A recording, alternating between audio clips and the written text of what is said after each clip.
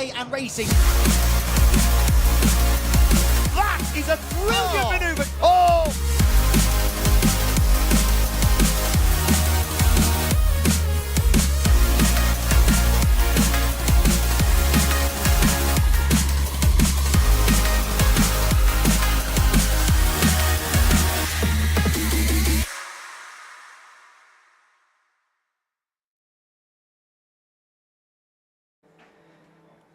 Good morning, everyone, and welcome to a brand new season for TCR UK. We arrive back where it all finished at the back end of 2023 at the always action-packed Brands Hatch Indy circuit for rounds 1, 2 and 3 of the 2024 TCR UK campaign. Andy McEwen here in the commentary box for the full season, joined today by a returning name to the TCR UK broadcast team, Jack Oliphant. We'll have Paul O'Neill back, keeping us all on our toes on the Sundays. But Jack, a new season, and it begins at one of the most iconic circuits in the country. Absolutely. What a buzz, what an atmosphere that this has got going on for it. It's all of the drivers up and down the pits were excited, they were raring to go, they had the optimism that quite often gets extinguished with a bad crash, but hopefully that won't happen. Yeah, Brands Hatch is a fitting place to finish or start any championship, and well, the TCR have done both of that within the space of 6 months. Exactly, it's always been a favourite place for TCR UK to visit. A short, sharp circuit, just the 6 corners, 1.2 miles in length,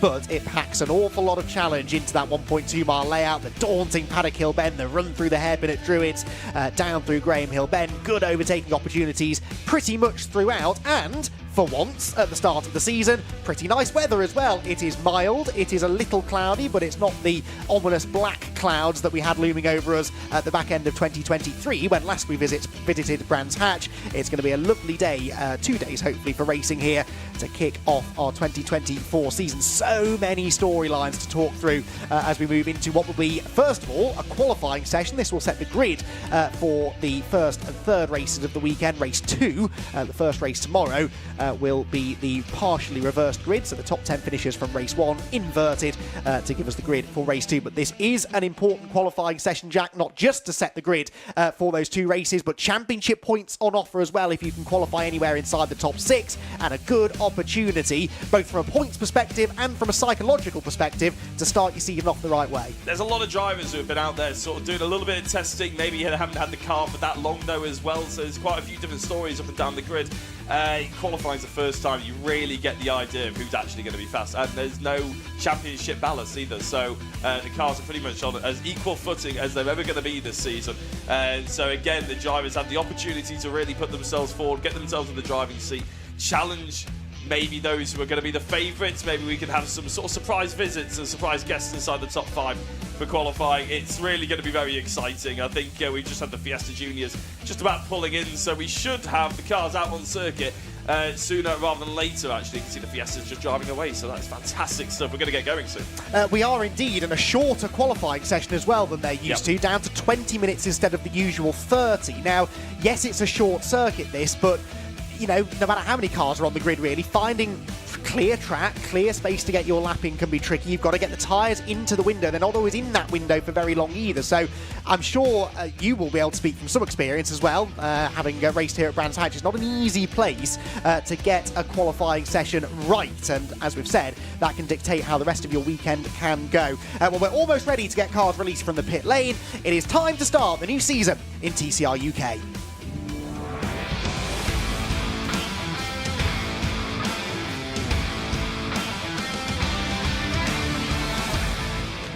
So cars out of the pit lane then, qualifying is go here at Brands Hatch. Time to set the grid for our first race of the 2024 season, which will be coming up later on this afternoon. As I was just saying, it will take the drivers a few minutes to get the tyres up to temperature, which, Jack, gives us an opportunity to look ahead to what is going to be a busy qualifying session here. I touched upon it there. You've raced here at Brands Hatch before. So nice, by the way, to have a proper professional racing driver in the box with me at last. I can really pick your brains now, Jack. What is it like trying to get your head in the game here, knowing that it's a short lap, but at one where the lap times are always going to be super tight? I feel like I don't know Paul O'Neill well enough yet to take the mic there, but yeah, no, to be honest, it's a nightmare.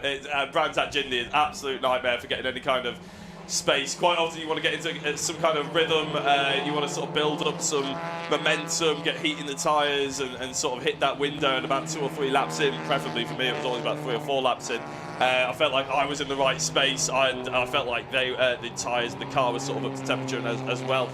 But with Brands Hatch, I mean, it's more like 5 or 6 laps, and by then you can go out in some nice clear space. Within 2 laps, somebody's overtaken you, you've caught somebody else up. It's a real bit of a nightmare. So again, about qualifying management, race management almost sort of thing, and trying to find that clear space. And we'll see the most experienced guys do the best in that. You know, we're looking at the likes of Carl Boardley, obviously reigning champion out there. Where can he pick up some decent space? Can he get onto that pole position to try and restart this this season just as strongly as he finished last one? There's Brad Hutchison.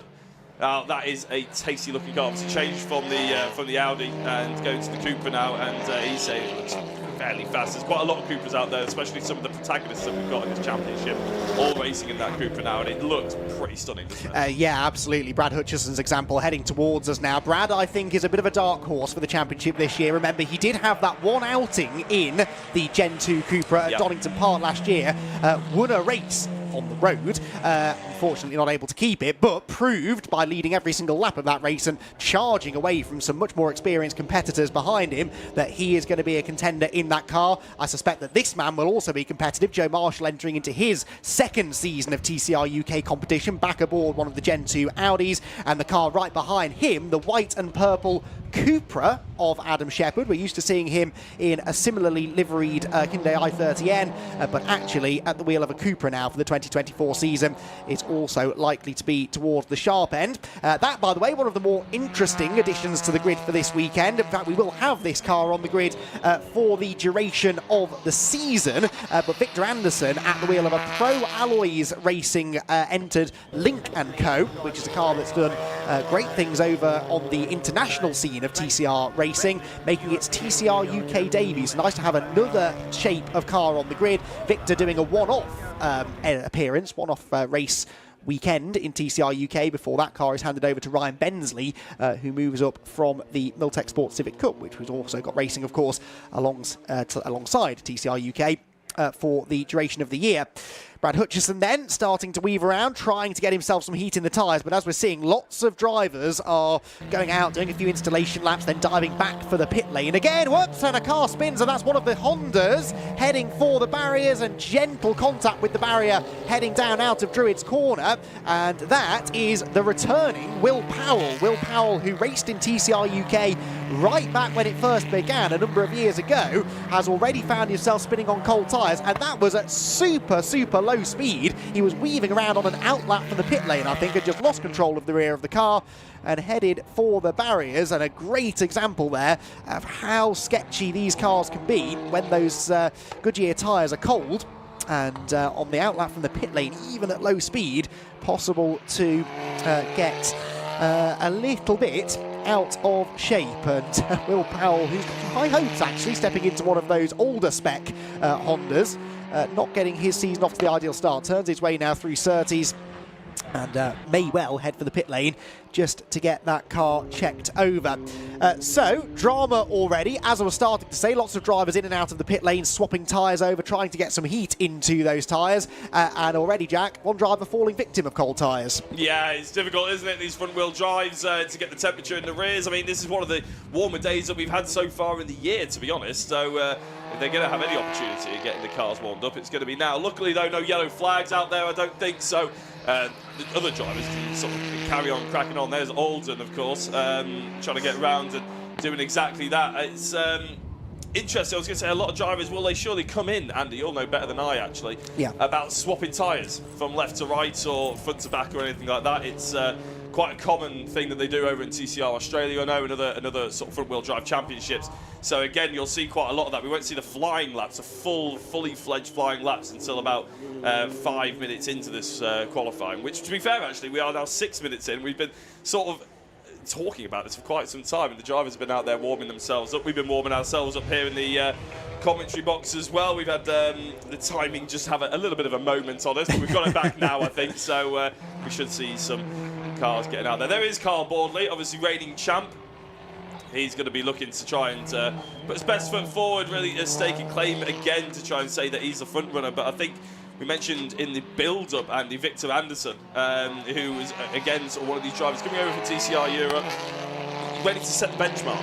How quick can these drivers really go if they went to the European Championships or the World Championships or anything like that? Because they set the world, they set the UK alight. They're very exciting over here.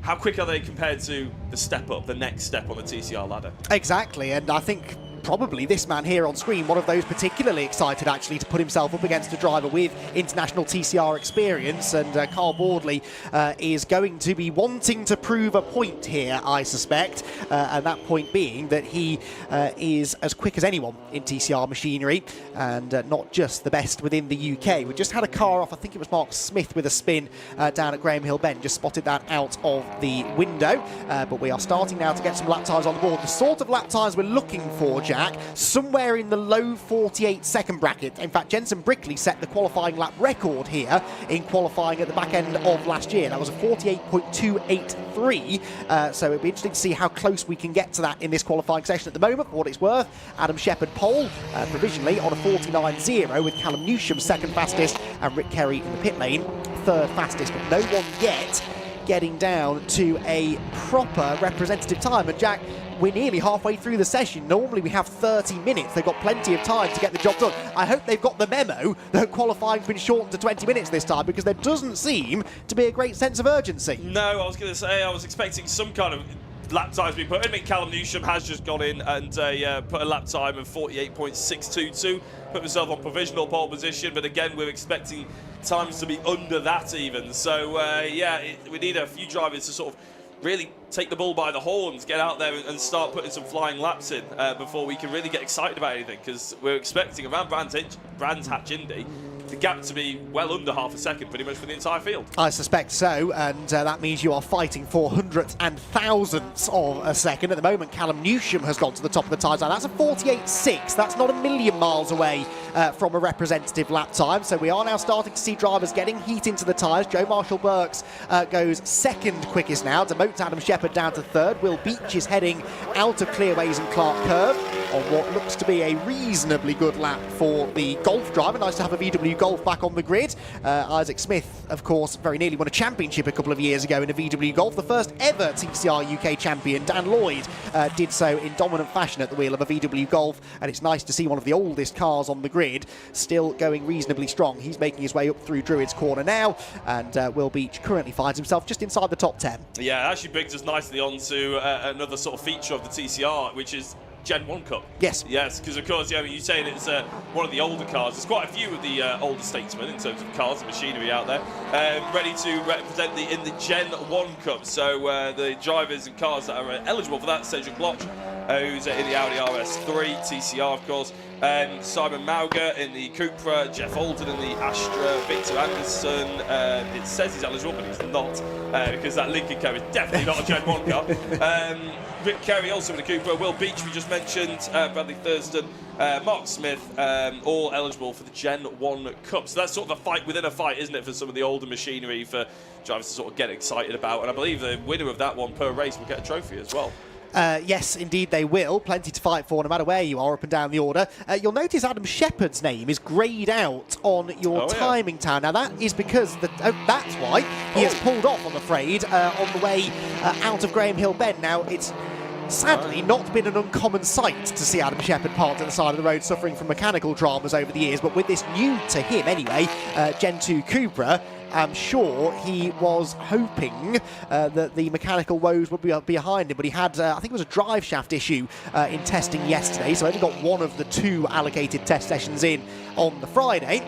And unfortunately, Adam Shepherd now finds himself at the side of the road, and that is not the ideal start to his championship campaign. Adam Shepherd, who has been multiple times now a race winner, in fact twice a race winner, I thought he'd won more races than that, twice a race winner in TCR UK, both times coming at Donington Park actually, but this is his local circuit, and Jack, he would have really been hoping to start his season off well at a track that he knows and loves. We tried our best, didn't we? We banned you from talking about it.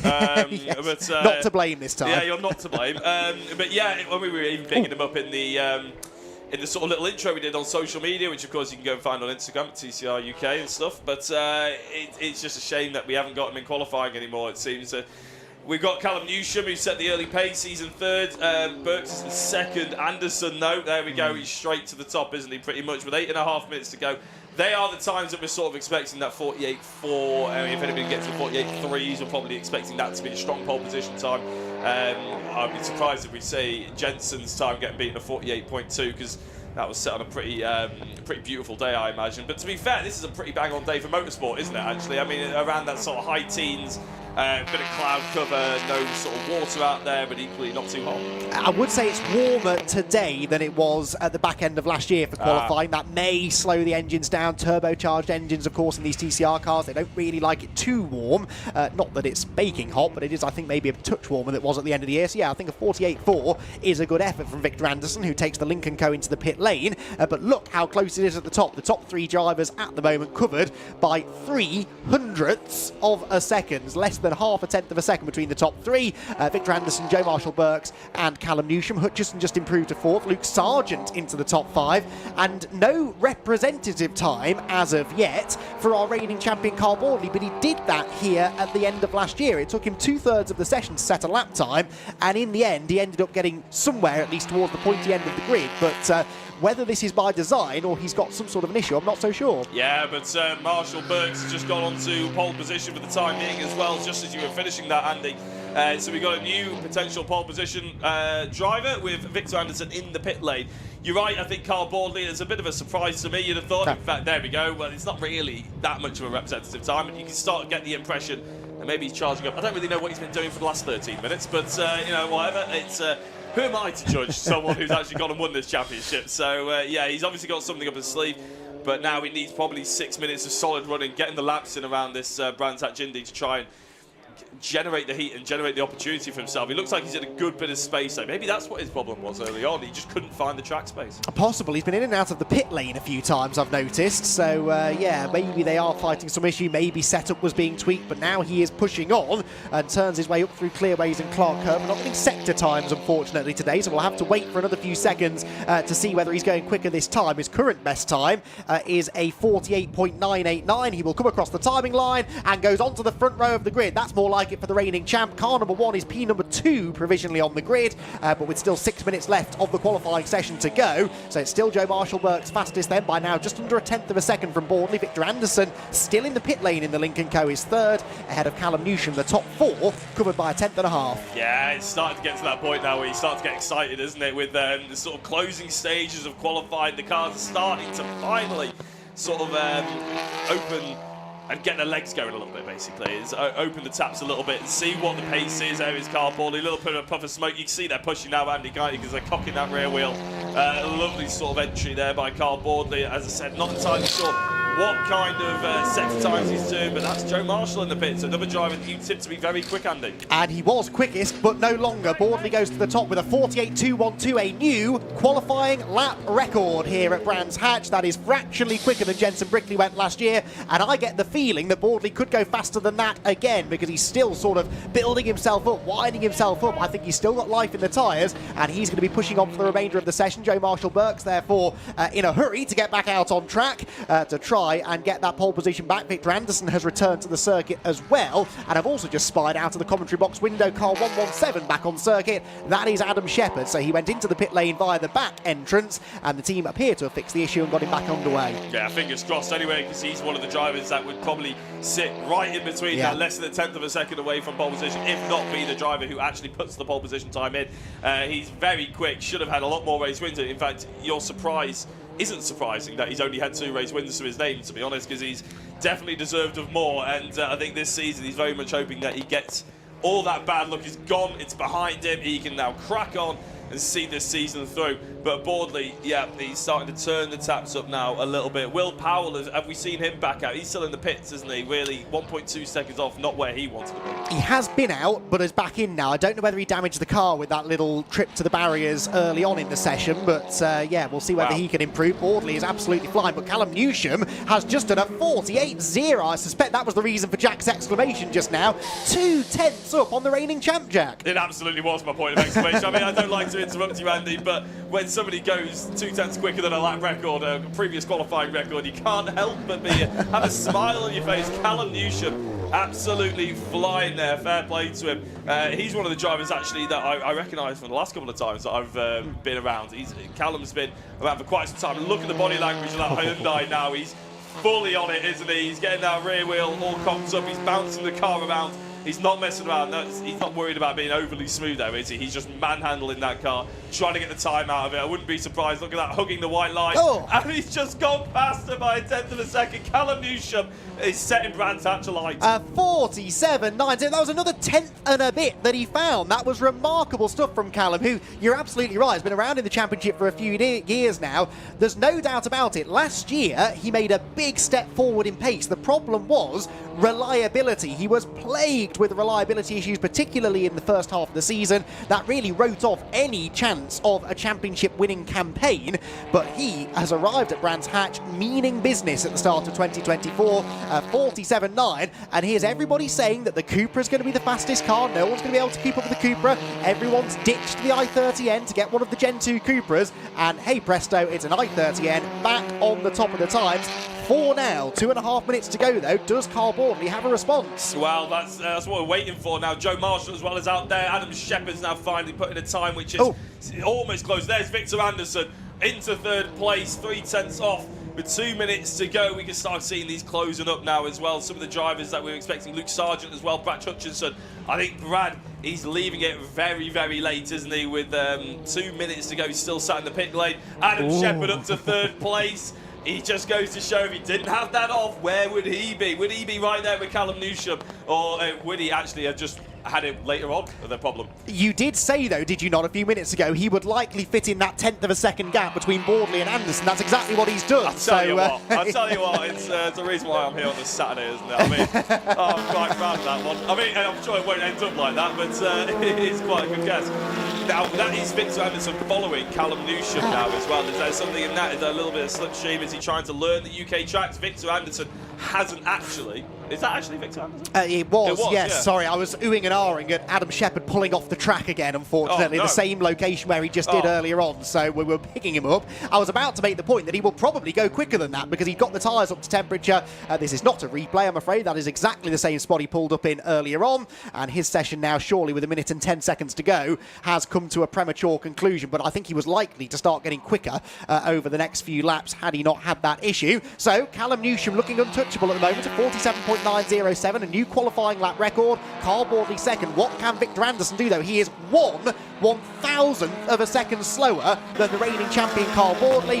Where do you find an extra thousandth of a second? Well, let's see if Victor Anderson has the answer. Yes, he does. Goes onto the front row of the grid, and it is a Lincoln Co. joining a Hyundai on the front row provisionally. Can Carl Boardley respond? Out of the pits goes Brad Hutchison, but he hasn't got time to complete an outlap and get back round anyway, so his session is essentially done. He's down in 6th position, but a brilliant late effort there from Anderson.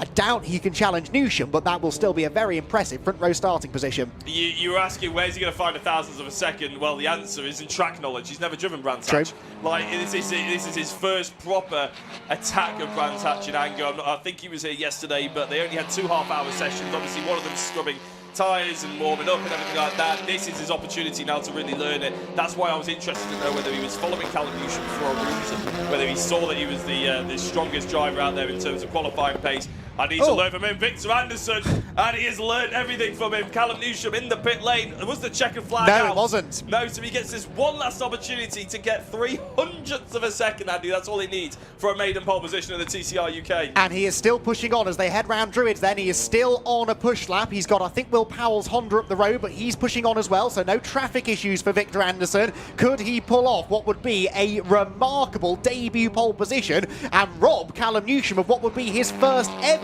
pole position, from a qualifying session anyway, in TCR UK? Either way, it looks like we'll have a new name starting from position 1 later on this afternoon, but will it be a Hyundai or will it be a Lincoln Co? Out of clearways in Clark Curve comes Victor Anderson then, making his TCR UK debut. He makes the blast through Clark Curve to the timing line, which he will break momentarily. Is it an improvement? The answer is no. Victor Anderson unfortunately doesn't quite manage to improve. His final lap time of a 48.1 was a couple of tenths off his previous best, but still good enough for for a front row starting position, but it is Callum Newsham starting from pole. Absolutely, yeah. Callum with an absolutely stunning end, and now it's Anthony McEwen's turn to put the pace on as he now tries to get down from our commentary position down into the pit lane to interview Callum Newsham. So we'll have a little bit of a chat, and then we will have a bit of an advert break before we go into interviews with Andy McEwen and Callum Newsham. Victor Anderson, if anybody out there is wondering, where's he turned up from? Well, it's no surprise really that he's right at the front end of the order. In 2023, he was 5th in TCR Europe.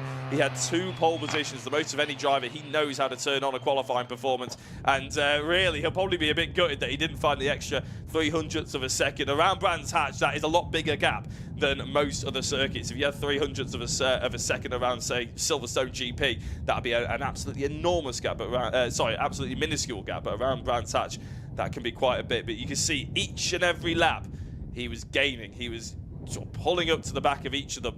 As Callum Newsham, though, can't take anything away. A qualifying record here in the TCR UK. Carl Boardley in 3rd place. He won't be too bothered about that.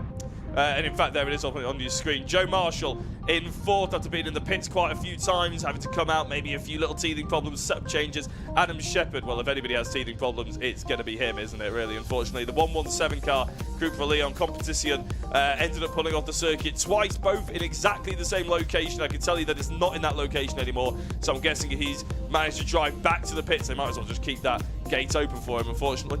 Brad Hutchison, maybe nowhere near as quick as he was hoping for. It'd be interesting to see if we can get a chat with him on the socials that Andy will be doing throughout the day. 0.6 of a second off pole position. We expected him to be a lot higher up in his new Cupra. Luke Sargent as well at the 115, going to be disappointed about a second off. Will Powell, after having that early spin, never really found any kind of momentum. Darren Lewis in 9th. He is one of the drivers that we sort of picked out for the Goodyear Diamond Trophy for the over 45s. William Beach down in 10th position in the Volkswagen Golf GTI, 1.7 seconds off. A lot of these drivers you don't really feel got the full representative times out there. In only a 20-minute qualifying session, they probably could have done with 25 or half an hour. Rick Kerry is in 11th, Bradley Thurston in 12th place, with Mark Smith in 13th and Jeffrey Alden in 14th. Callum Newsham then on pole position, and then Darrell Wilson is at the spearhead of the other end in 15th position. Don't forget, there's all the action coming up later on the TCR YouTube page, YouTube channel, as well as the Civic Cups and all the BRSCC support races. You can find them on the live streams coming a little later on, but the Civic Cup is actually what we've got to look forward to in terms of qualifying in a couple of hours' time.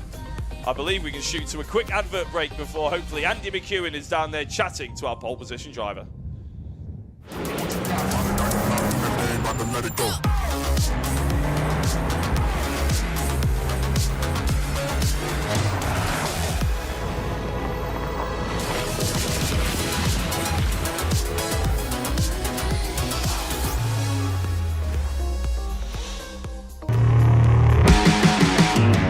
Got so much weight on my shoulders, enough to knock me out, but I'm still holding the throne. You never know till it's over. You want honest man, but you don't understand. I won't be here when you wake up again. You want honest man, but you don't understand. I won't be here when you wake up again. You want honest man. Is your business ready to switch over to cloud telephony before the BT analog switch off? If you're not sure, you can get a telecoms and IT health check from Maximum Networks for free, covering broadband, phone systems, IT support and more. Arrange your free audit today at maximumbnetworks.co.uk.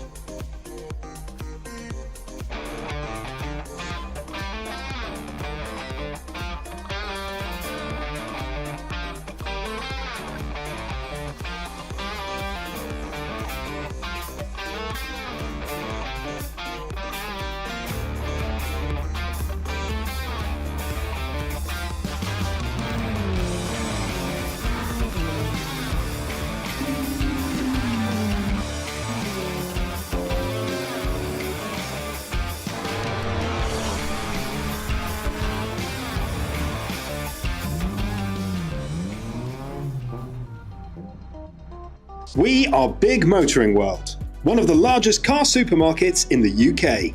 We have over 5,000 cars in stock. We are big on choice. We are big on value. We are big on quality. We are big on service. We are big on trust. All of our cars come with a 200-point mechanical inspection. We know what is important to our customers, and we have built the business around this because we are big on what matters to you. Next year, BT switch off their old analogue network for good. Make sure your business is ready to switch over to cloud telephony. Get a telecoms and IT health check from Maximum Networks today, for free. Future-proof your business now. Arrange your free audit today at maximumnetworks.co.uk.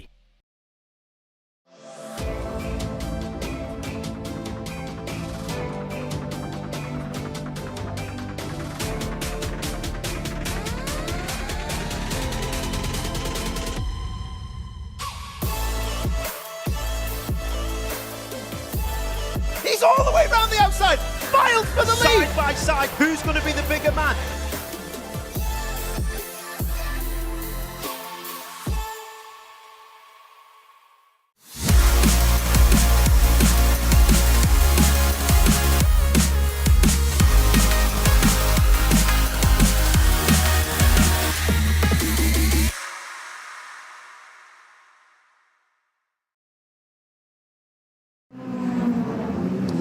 Well, I've hot-footed it down to the pit lane to catch up with our newest name to add to the list of pole sitters in TCR UK. Callum Newsham, took you a while, but finally the first pole position is yours. That must feel good. Yeah, no, I'm over the moon.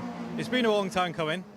We've had a lot of mechanical issues, let's say. But yeah, the car performed really well today, and I think I put a good lap in. Only just pole, but I'll take it. I'm pretty happy with that. You expect the fine margins around here, though, don't you? It's such a short circuit. Is there anywhere that you think you maybe left any time on the table, or do you think that's the pace? I think maybe half a tenth might have been, but that was a pretty good lap from me. But yeah, let's see if I can convert it into a race win. I said during the session then that, you know, your pace has never really been in doubt. You made a big step forward in pace over the course of 2023, but luck just wasn't ever on your side, really. But have you come into 2024 feeling that you at least have what it takes to fight for a championship? Yeah, I think so, because the team's done a massive job, replaced pretty much nearly everything on the car, because we're having so many issues. We've gone through 2 engines in the past year. So yeah, I think we have good reliability and the pace, so I don't see why we can't fight for it. And of course, you've got the advantage of having a car that you already know. You know, a lot of drivers out there have been quick in the past, but they've got new cars to try and learn, and a lot of them are saying they're still struggling with that. So you've really got to try and make hay while the sun shines, haven't you, and sort of score points whilst they're maybe still learning. Yeah, exactly. But honestly, I thought the Cupras would be a lot quicker than us today, but clearly not, which is really good, because it's such an old car as well. It's a Gen 1, isn't it? But so yeah, it's good. Maybe the balance performance is working. Maybe we'll have to wait and see how it goes in the race. Let's talk about the race then. You're going to have Victor Anderson starting alongside you. He was getting quicker and quicker as the session went on. Another of those drivers who's learning the track for the first time. How do you go about racing a driver like that in that first race, who we know isn't here for the full season, but is very much going to pose a threat to you in race 1? Yeah, I think he will. And I think he's driven the Lincoln Co previously, so he's done practice starts. So I haven't done any practice starts yet this weekend, sorry. So yeah, we'll try and get off the line and hopefully stay ahead of him. But if not, we'll race with him and hope he's clean. Good stuff. We're looking forward to a good race. You've got your pole position cap there. Callum Newsham then on the pole position. Congratulations, Callum. Brilliant effort in qualifying. Tune in a bit later on to find out how he gets on in race number 1. We'll have more action here from Brands Hatch on the other side of the break. Let it go.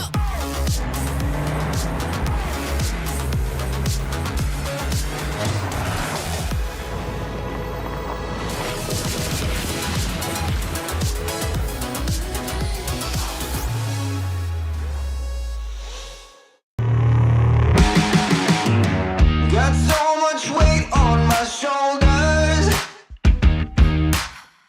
enough to knock me out, but I'm still holding the throne. You never know till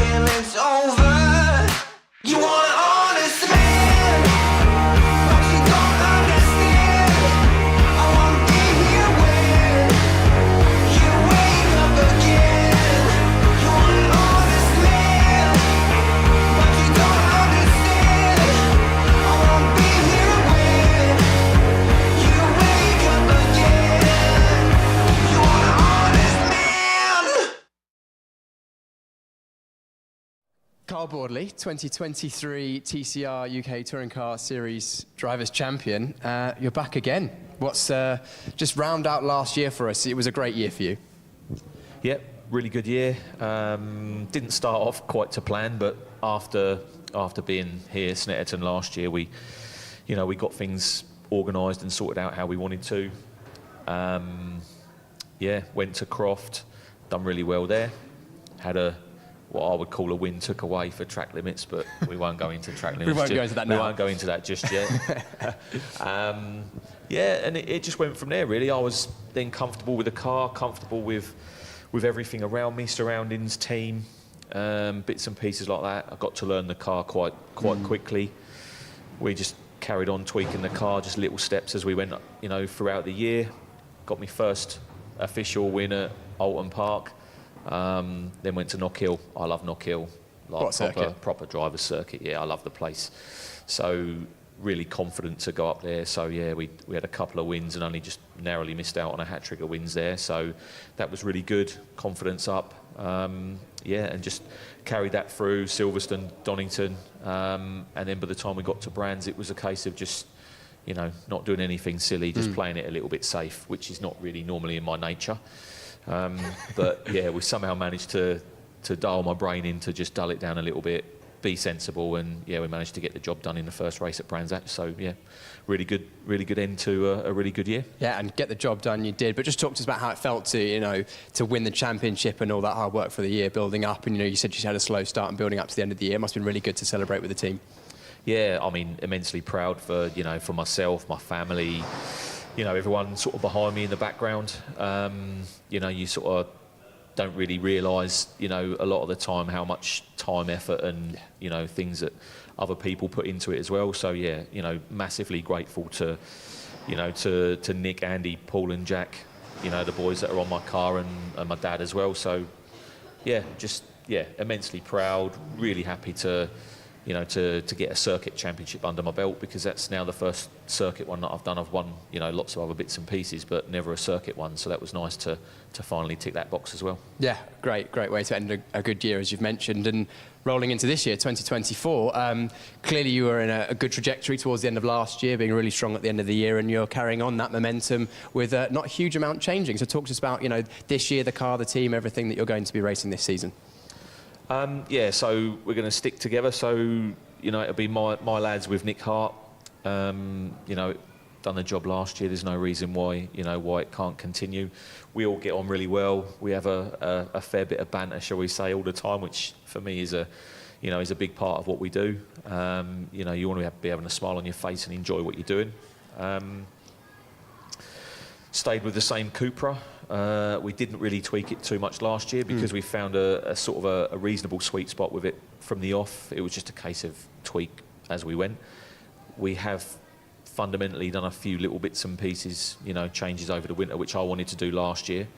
And yeah, pace-wise, we've rocked up yesterday, and this morning basically repeated the time from yesterday that we did, so it wasn't just a one-off. And yeah, we're quite impressed with where we're at pace-wise. So great.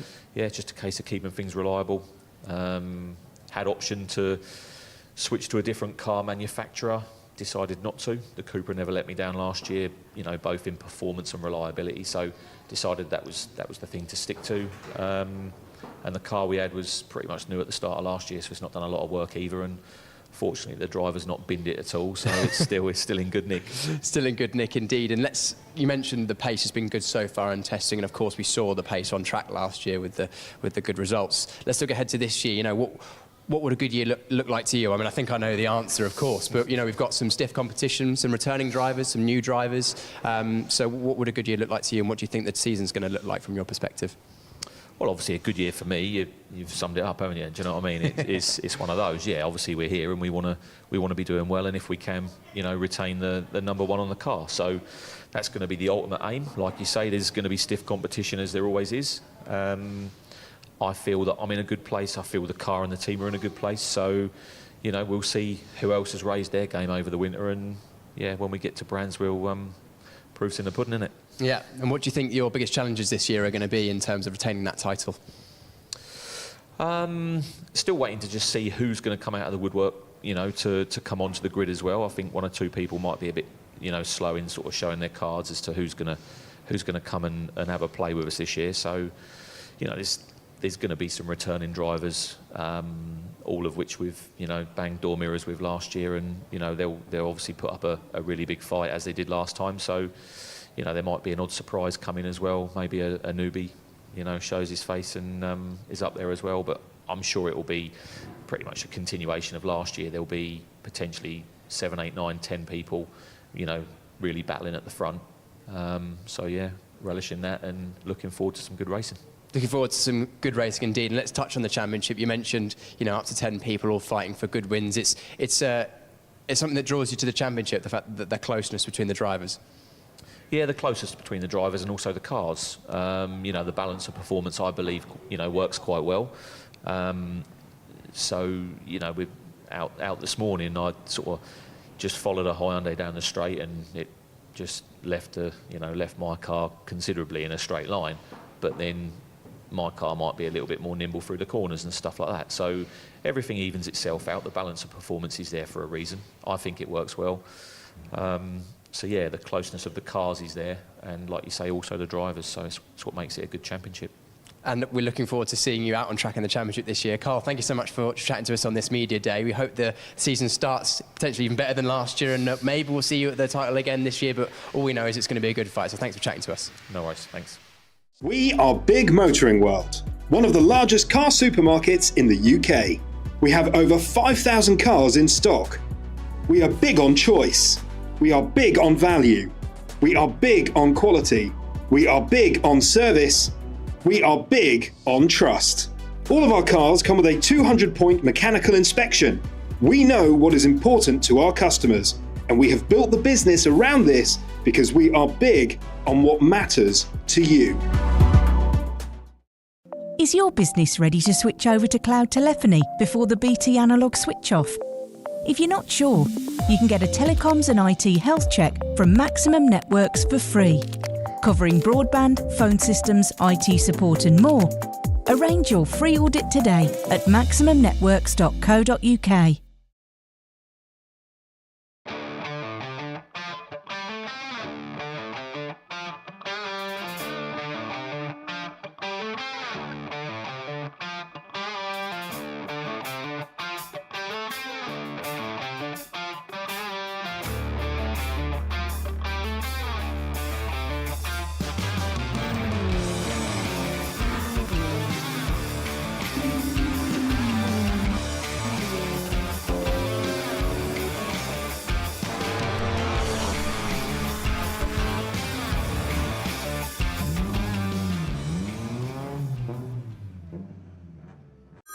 Next year, BT switch off their old analogue network for good. Make sure your business is ready to switch over to cloud telephony. Get a telecoms and IT health check from Maximum Networks today, for free. Future-proof your business now. Arrange your free audit today at maximumnetworks.co.uk. Let it go.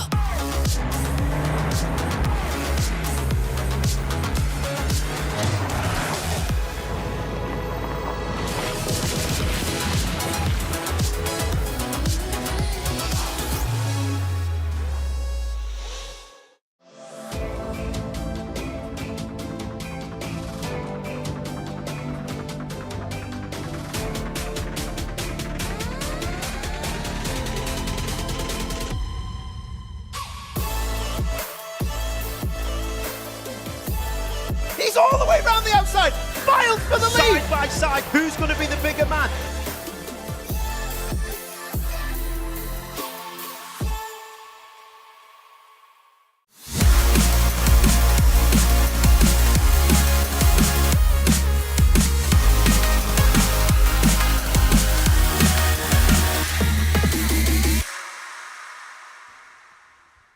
Carl Boardley, 2023 TCR UK.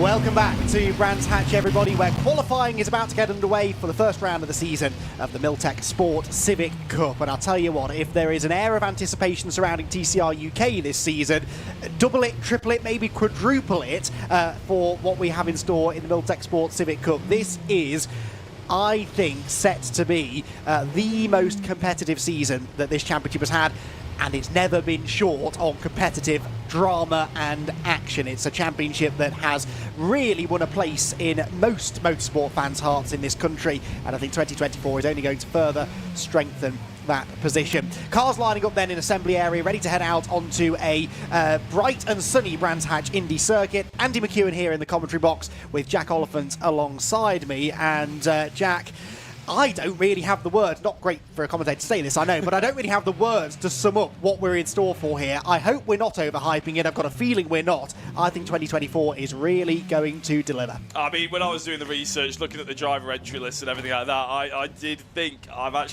slightly more excited for the Civics than I am the TCR, just because the calibre of driver that's coming in. I mean, we know that the Civics already had a high standard of driver, and then you have people dropping in from the likes of TCR UK, TCR Europe. There's so many people that are, I mean, not just people like champions of those championships that they were formerly raced in, and we've got champions from the Civic Cup who have moved into a different type of car. It's got everything that you would want, all the ingredients that you'd want to go into a season opener. We just hope that, as you say, we're not overhyping it. No, absolutely. I mean, you just look at the entry list we've got. It is absolutely stacked. We've got at the top of it, car number 1, Max Edmondson, reigning champion, one of the youngest champions, if not actually maybe the youngest champion we've had in Civic Cup history. Won in dramatic fashion here in a nail-biting final round in 2023. He is back to defend his title, running with Area Motorsport, but within his own team, he's got competition from double former TCR UK champion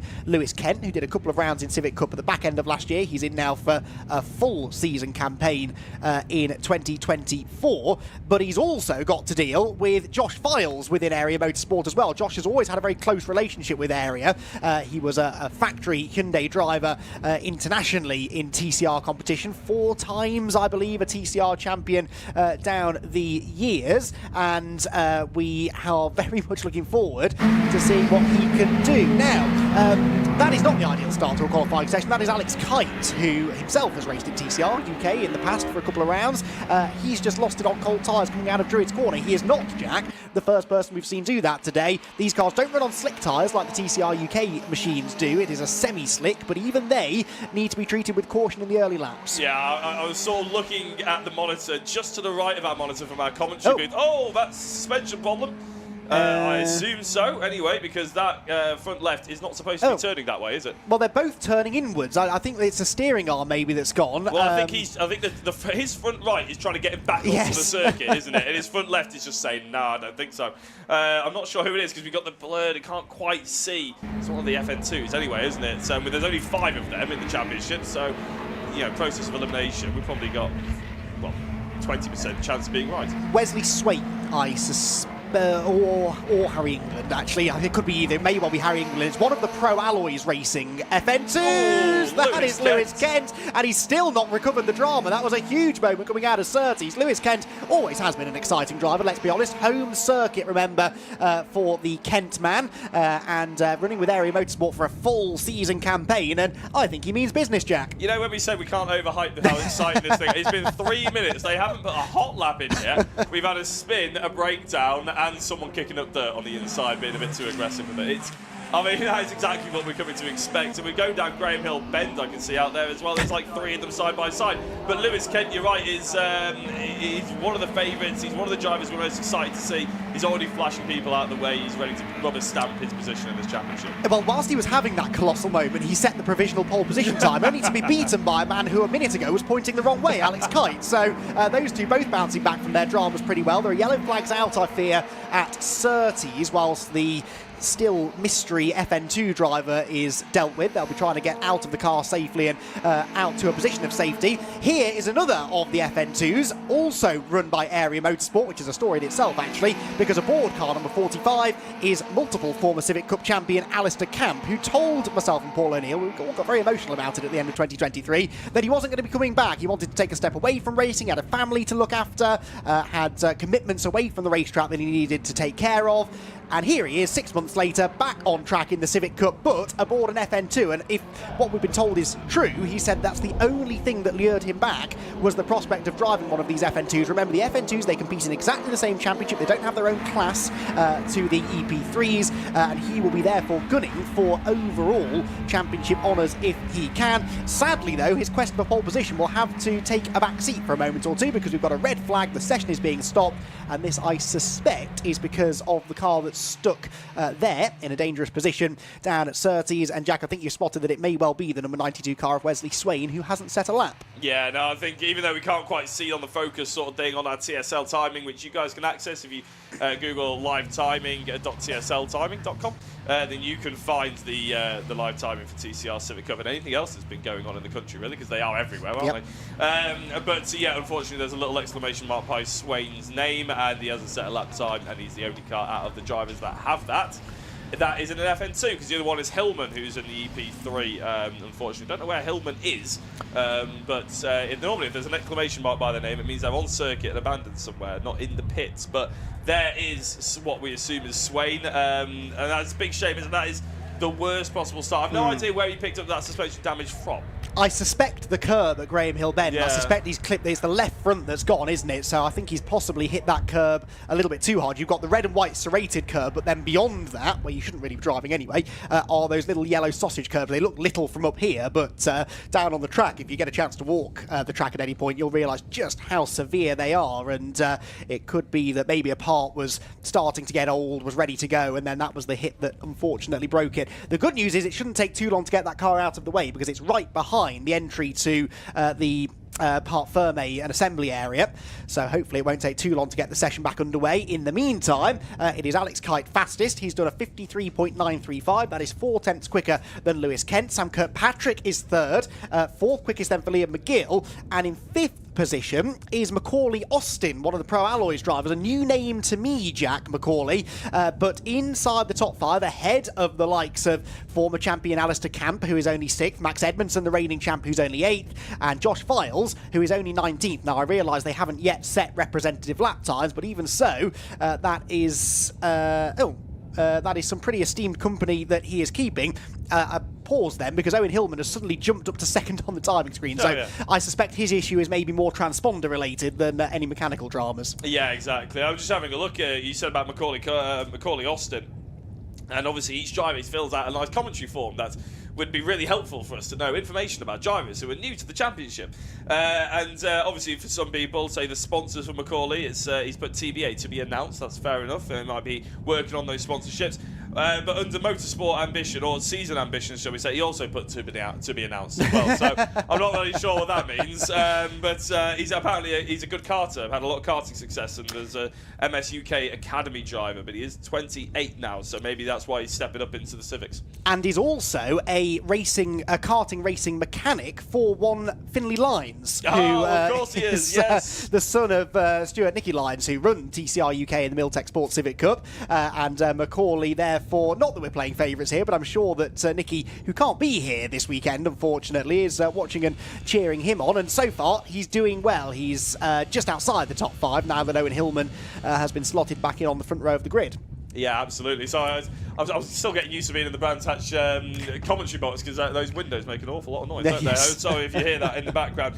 Another driver that sort of caught my attention a little bit. In fact, there's Wade. Finally confirmation that the number 92 is the one that's stricken on the side. That was a bit of a shame as well. He's only 16.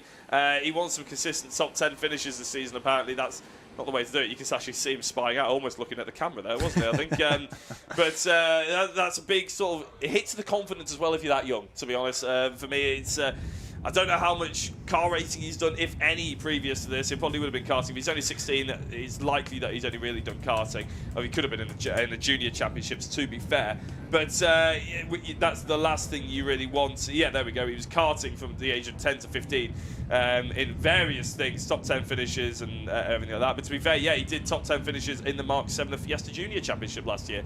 So he has been in cars before, so maybe it won't be as big a hit to the confidence as I was suspecting. As the cars are now getting back out on circuit, that's a relief. It was a very quick turnaround. I don't think they even moved the car that far, did they? Just made it short. It was just enough out the way that it wasn't on the exit of the corner potentially. So yeah, tucked him back, and hopefully he'll get that car fixed and ready to go for the race in a couple of hours time, which does come to, we should probably announce that, shouldn't we? With 5:15, I believe, is the Milltek Sports Civic Cup Race One, and then there's 2 tomorrow, of course.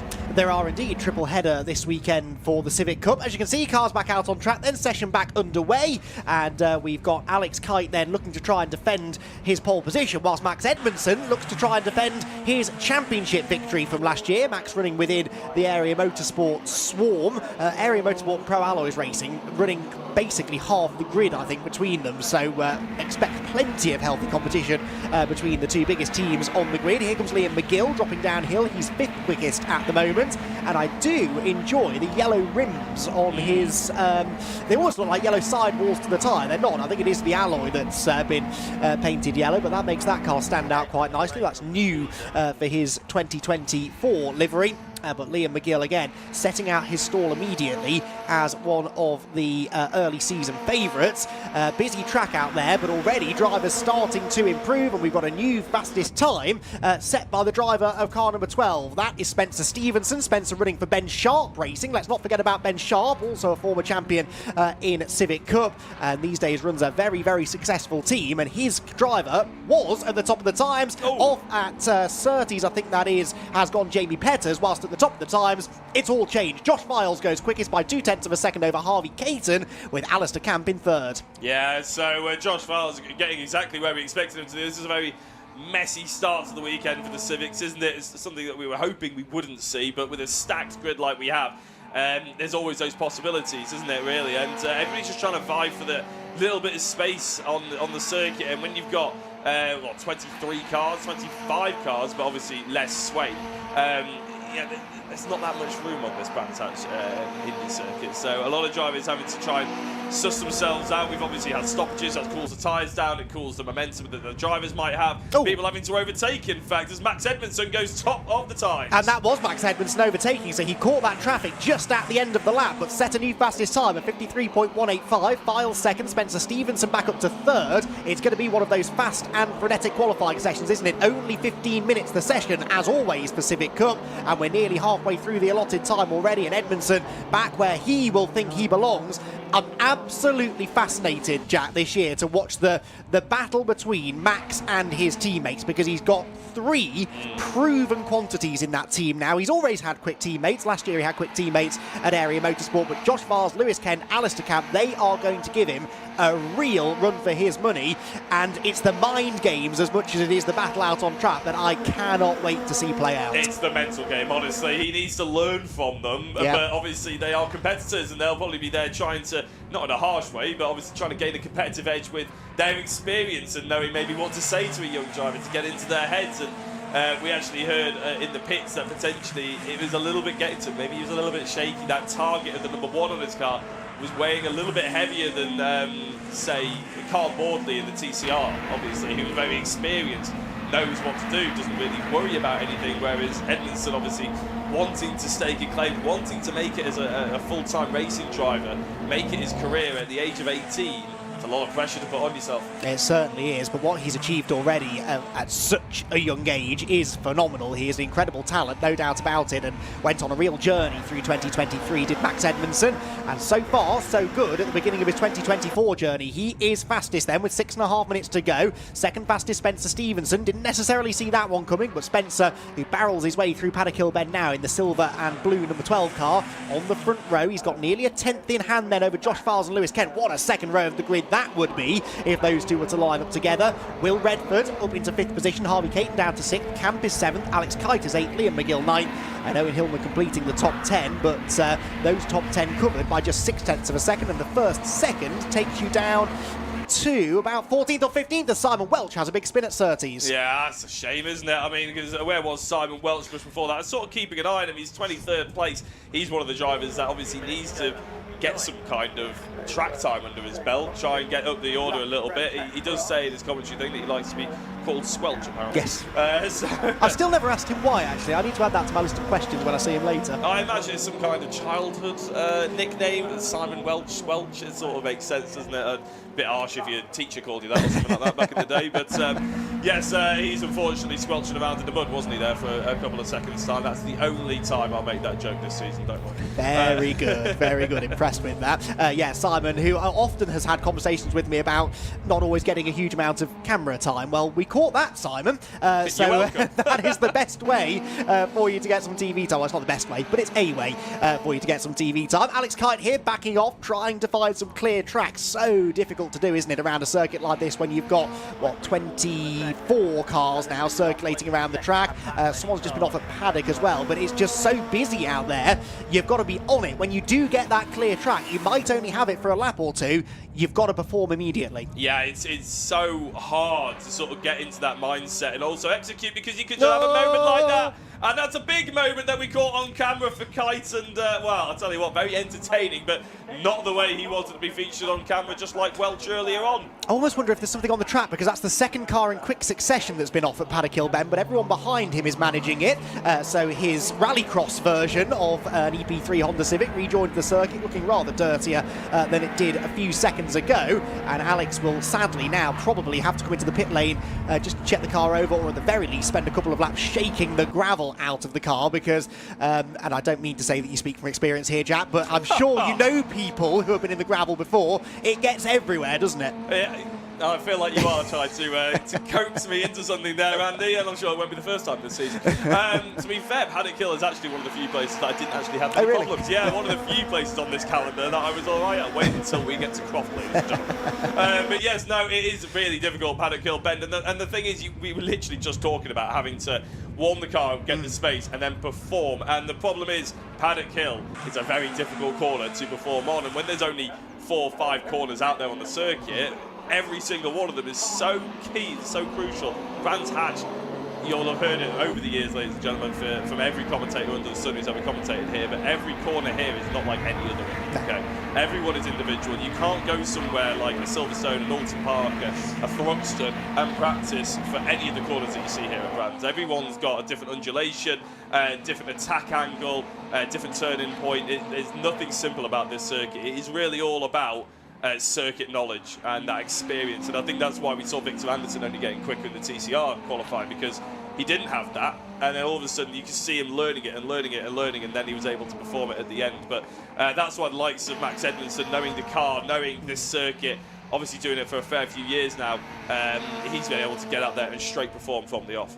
I've made the point a few times today already, speaking about TCR more than Civics, about drivers maybe learning new cars and sort of it might take them a couple of rounds to get up to speed, and so those with experience need to make hay whilst they can and bank the points early on. I think it's almost a similar situation here. There's no doubt in my mind that Josh Vars, Lewis Kent, Alistair Camp, they're going to be winning races by the time we get probably 2 or 3 events into the season, but perhaps it's this opening round where maybe they could be a little more vulnerable. That was a big moment up the inside for Macaulay Austin, that wasn't it, going into Druids Corner. How's he faring now? He slipped out of the top 10, I think, down to 16th position, but respectable nonetheless. But yeah, I do think that Max Edmondson, it won't be lost on him that he needs to try and take points out of some of his expected rivals when he gets the opportunity to do so, and looking at how he's going in qualifying so far, I think today is definitely going to be one of those opportunities. Yeah, and I think from your point earlier about the personally, the Civic Cup is a cheaper championship to enter, isn't it? And it's potentially, although I don't think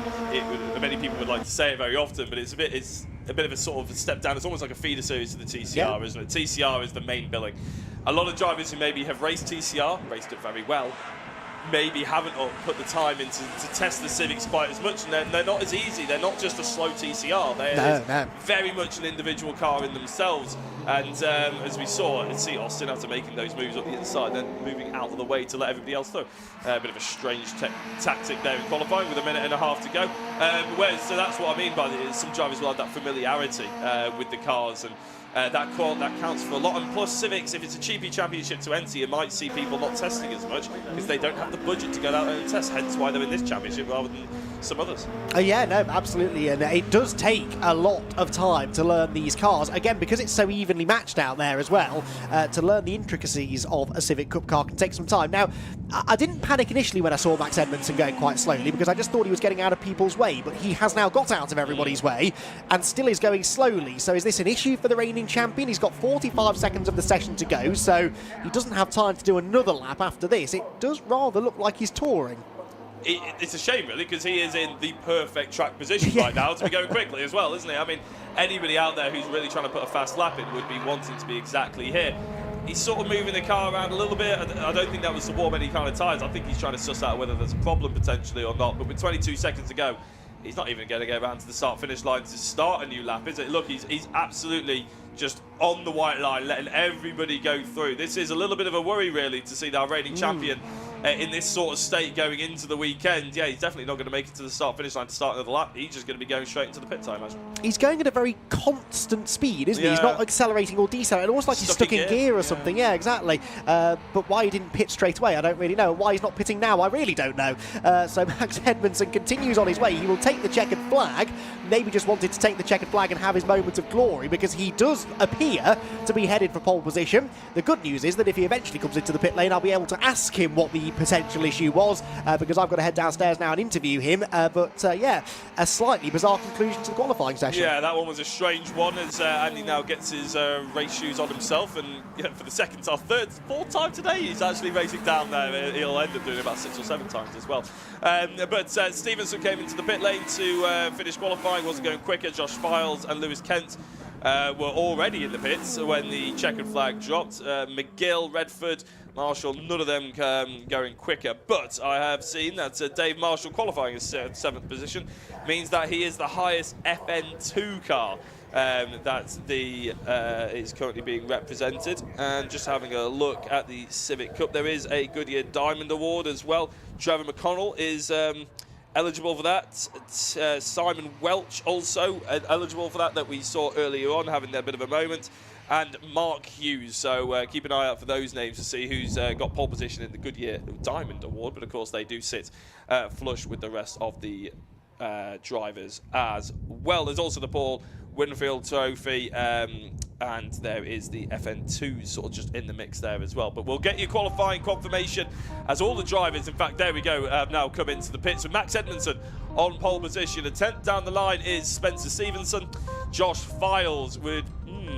it'd be interesting to know whether he's disappointed with that, coming in 3rd place, 2/10 of a second. I think he'd be more bothered about how far the distance is between himself and pole. The number 99, Lewis Kent in 4th place. Again, probably going to be slightly disappointed, 3/10 of a second. The gaps are much larger here in the Civic Cup than they were in the TCR, and that's actually quite a surprise to us. In 5th place is Liam McGill, number 62. Will Redford ended up in 6th position, the Cheshire-based driver, and he was 3.5 tenths off. Dave Marshall, as I said earlier, is the highest FN2 finisher in that qualifying. He's in 7th again. Oh, well, I would say Dave Marshall was one of the drivers we tipped to be very quick in that FN2. He's driven it for quite some time, but his direct competition, you could argue, is a couple of places down. We'll get to him in a second. Harvey Caton is in 8th place at 54th. And then Alistair Camp at the wrong end of the top 10 from where we're used to seeing him, nearly half a second off pole position in his 2nd place in the FN2 little battle that they've got going on. In the top 10, just about, was Alex Kite in the 97. He was the driver that we saw having a little bit of a spin earlier, coming out on the warm-up lap, coming out of Druids. Luckily, he didn't end up at the barrier, to be honest. I did a 1 point think when I saw him lose it, that we could have a bit of an expensive invoice straight away. Owen Hillman is in 11th place, Sam Kirkpatrick in 12th. Nicholas Cristofaro is in 13th. Jordan Brennan in 14th, a lot further down than we expect to see him. Josh Bromley in 15th, and Macaulay Austin in 16th. 17th, Charlotte Birch.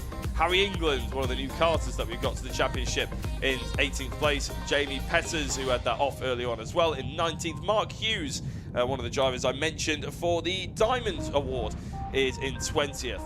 Trevor McConnell is in 21st, William Butt 22nd, Aidan Hassan in 23rd, and Simon Welch all the way down in 24th position. So I think out of all of those drivers, in terms of the Diamond, it is Mark Hughes, I believe, who is in 20th position, who is the highest eligible driver for that one. And as we cut to a short advert, but just before we cut to a short advert break, actually, let's have a look at when the action's coming up. Well, you can see on a separate live stream, the BRSCC support races will be coming up after the lunch break. They'll kick off at about 20 past 1. Obviously, everything's slightly provisional based on red flags and lunch timings. The next TCR action that you can see will be at 10 to 3. We'll be going up, and me and Andy will be going up and down the pits and the grid walk for that one. We'll also be able to bring you pit walks and interviews from all the drivers on the TCR social media. And lastly, the Milltek Sports Civic Cup Race One of the weekend will be at 5:15. So by all means, keep it pinned to TCR UK YouTube page where you'll find all that. But if you want to see Andy McEwen have a chat to reigning champion and pole position man Max Edmondson, well, you can see that in a couple of minutes' time after this short advert break. So we're 6 months on, but some things, it seems, never change in the Milltek Sports Civic Cup. Max Edmondson, pole position for the opening round of the championship. Really couldn't have hoped for a better start to the season, could you? There's a lot of talk about how competitive it is out there this year, and you've just gone and proven you're still the fastest. Yeah, I mean, I think the grid this year is a lot more competitive last year. I mean, I wouldn't say a lot, but it's definitely gone up another step. But yeah, according to data yesterday, I was struggling quite a lot, to be fair. So I put a lap together, and obviously the first half of quali was pretty useless because there was a yellow flag. So it should have been red flag straight away, to be honest. But I put one lap together, and I was just praying for another one, and then it was literally the lap straight after. And after that, the tyres were pretty much gone. So. How are you feeling coming into this season then? You've got the #1 on your car, there's a lot of expectation that comes with that, but you must have a lot of confidence. You're not normally lacking in confidence, in fair, but you must be having that confidence now that you can go out there and do it again, right? Yeah, I mean, last year I was hoping for a top 5 in the championship, and obviously I won it. But I feel like there's weight lifted off my shoulders, but there's weight also on my shoulders because people are expecting things from me, but yeah, I just take it in strides. Well, you're delivering on that so far, certainly after that qualifying effort. Also, a lot of talk about your teammates this year. You've got some very talented and very experienced teammates running within Area Motorsport for this season. Are you sort of learning from them, or are they almost coming to you now as the more experienced driver in Civic Cup for advice? No, I mean, in advice-wise regarding the cars, kind of, but so everyone in our team knows the cars quite well. They've all done other stuff, but obviously you could be fast in an F1 car and you could be bad in one of these. It doesn't really matter. It's sort of car dependent. So I think everyone's they're not one up on each other. Everyone's sort of level-headed. So yeah, it's just a good team to work with. Everyone's nice. Got a few hours now to get yourself in the right mindset for the race later on. Get the car ready for the race later on.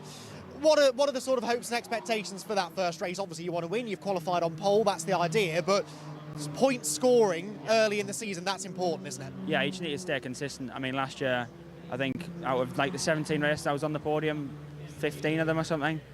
Yeah, it's actually just about consistency. It's not all about like win. It's all about staying towards the top 5, top 10.